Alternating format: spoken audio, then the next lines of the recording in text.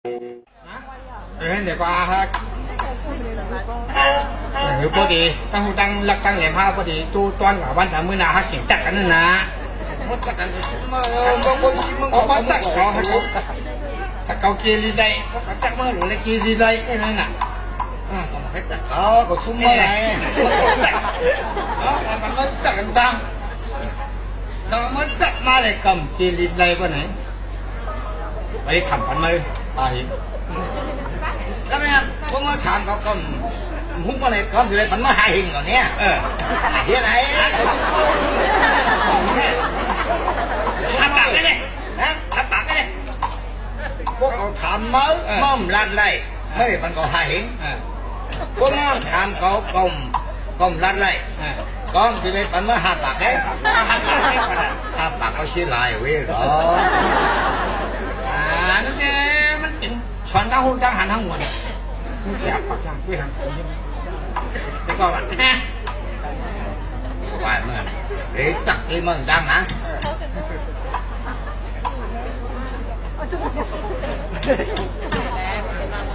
มือกว่ามีสองกินนะมือกว่ามีสองกินมือกว่ามือมันมามีแปดกินมือกว่ามีสองกินมือมามีแปดกินก็ในมือมันกินนั้นมีสี่ศพอันนี้เป็น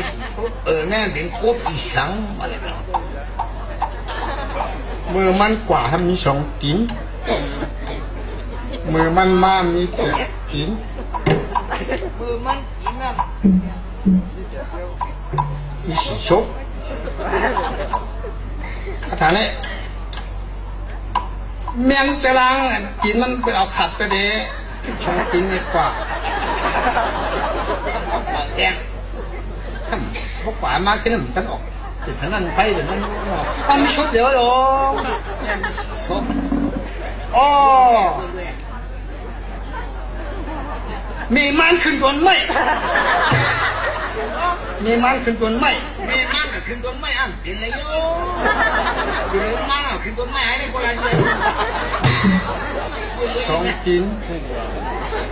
ปองลงมามันกันลงมาช่วงดังเอามาสั่งหลักไว้ไงเป็นยังน้องเขาสั่งหูหลักไว้ชิ้นมันอ่ะหาเห็นเดี๋ยว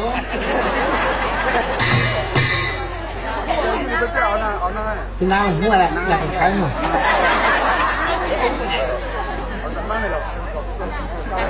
จะจ้างในดิบเนี่ยป้าในดิบจะจ้างเขาถ้าถามเต้หาเห็นอ๋อนี่พวกเขาถังเต้เขาถังเต้อันมันก็แบบเจ้านะอันสีชุบนี่เลยมันหายหยาบหน่อยนะหายหยาบกว่าเนี่ยสีชุบเพราะว่าสีชุบนะชุบมีสีอันเนอะชุบมีสีอันมึงเนี่ยคนชุบผู้เขาก็ไม่ก็ไม่หายก็ยังมีปกตินั่นแหละก็มุกก็มาหายไงล่ะฟิตเมื่อวานนั้นไม่นะมึงก็หลับตาเนาะคุณนั่นนี่เสียตาพักการเลยนี่ก็ปีว่าอย่างนั้นคุณนี่เลยนี่เสียตาคุณเป็นคุณเลยนี่เสียตาคุณเป็นพักการเลยนี่ก็ปีไม่ก็ปีกันตกลงกันนี่แหละมาเลยหายเห็นเฮ้ยแล้วกว่ามึงฟุ้งหาตัง그래, 그게 저 샤릭 반도에는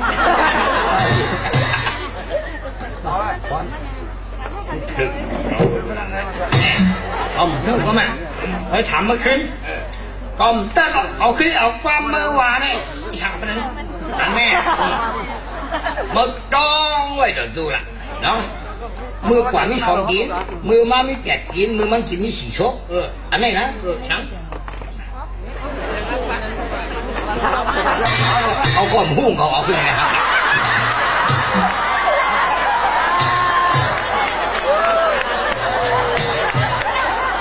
ปุ๊บอะไรไอ้ใหม่มีว่า เขาก็มุ่งเอาหน้าเขาตกลงแล้วลูกมาแก่ก็เลยกันมาหาตังเขาก็มุ่งนะเขาก็มุ่งก็มุ่งกันแล้วหาไม่ใช่ขี้หาปักนั่นน่ะก็ชุ่มแล้วเหม็นเก่าผมก็กล้าเอาไว้น่ะกันแม่น่ะใครเนี่ยผมบ้านก็ไม่ยามยิ้มแล้วก็เนี่ยอันดูปันเขาชิดเนี่ยอ่ะผมมันก็ได้ใครเนี่ยเนาะก็มั่งยามยิ้มว่าไหนมันอยู่ในปันเขาหาปักทั้งที่บอกเขาใครเนี่ยมาเลยเนาะมันไปยามยิ้มผมว่ายามยิ้มเลยในก็ทำไรไว้เชียงเห็ดเนี่ยนั่นนะไปใครเนี่ยมั้งยันเดี๋ยวหาปากที่เนี้ยไอ้ไอ้ก็ผมไม่ยามยิ้มแล้วก็มั่งเชียงรู้นะทั้งที่ว่าไปยามยิ้มก็ยามยิ้มแล้วไอ้ในก็ทำไรเองก็เชียงหาปักนะนี่เขาใครเนี่ยมั้งเมื่อกูปอกบูนว่ะเนาะมันมีปวดเท้าหมอนทุกปวดเท้าไว้แบบนี้ปันนี้ปวดเท้าถึงนั่นเลยปวดเท้าหมอนทุกเนาะจังปวดเท้าหมอนเขาเคยปอกกันเขาเนี่ยเขาได้ปอกกันนะเขาจำใจกันหนาไม่เคยรู้เขาจำใจกันหนากันนั่นมาปวดเท้าหมอนสูงเนี่ยเนาะมากูไว้เงินที่ปวดเท้าหมอนเขาเนี่ยต่างโกงนะเงินอะไรต่างคำอะไรแห่งต่างเสียงอะไรแห่งต่างนึงเนาะกันนั่นพอเท่าหมวนหรือพอเท่าหมวนเขาเนี่ยตกลงกันไว้จนแง่เนี่ยพอถึงปานไอ้ย่อยดังไอ้ก้อนคือมาเนาะ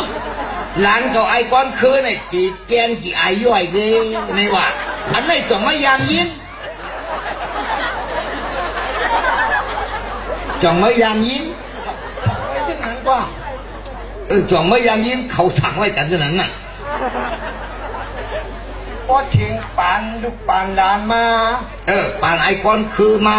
ท่านจีมาแกงจีไอย่อยเว้ยนี่ว่าแน่เขาเล่าไว้กันเท่านั้นน่ะเงินตังเงินตังคำตังเสียงตังว่ายามยิ้มบ่ไหนก็หลุมมัดแกงอ่ะก็หลัวเดี๋ยวว่าที่หาอะไรเงินคำตังป้อมยามยิ้มบ่ไหนก็มาหาปากตอนที่เรียนว่าดีว่าเขาป้อมยามยิ้มเนี่ยบอกป้อมยามยิ้มเอามาหาปากตกลงอะไรจะนั่นรู้มาแก่ป้อมยามยิ้มอะไรหรือมันก็หาปากไว้ก็ว่าเขายามยิ้มน่ะว่ายามยิ้มหรือว่าเนี่ยปันเห็นแบบไว้อยู่ในมัดแกนนี้นั่นน่ะแกนนี้เงินตังคำตังเสียงตังอะไรนั่นเข้มหนานะไปช่วยหัวทำตังเอาไว้หับตังไอ้ถ้าเห็น